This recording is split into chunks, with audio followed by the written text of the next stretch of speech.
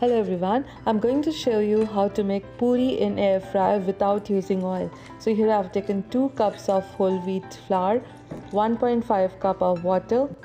I'm going to add salt. This is carom seed, we call it ajwain, and fenugreek leaves. These are dried leaves, or we call it methi leaves.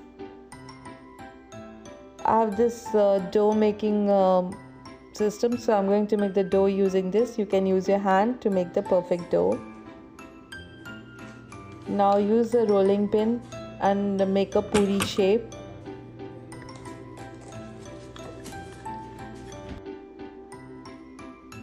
So here I've boiled water. It's nice, super bubbling water right now. Put the puri inside. So as soon as you put the puri, it will go at the bottom and it will, within 3 seconds it will come up, so you can take it out. This is the process, this is the technique that you have to follow. See, it went down and within 3 seconds it will come up, so you can keep it aside and it's ready to be air fried.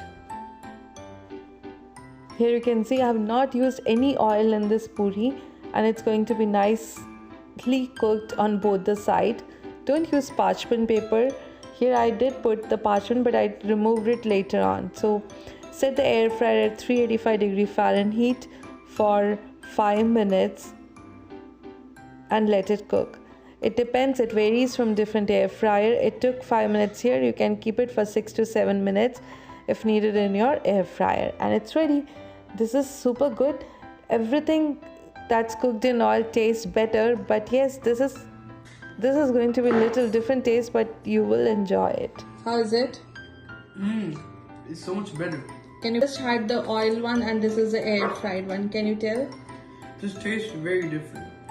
Different? I prefer this.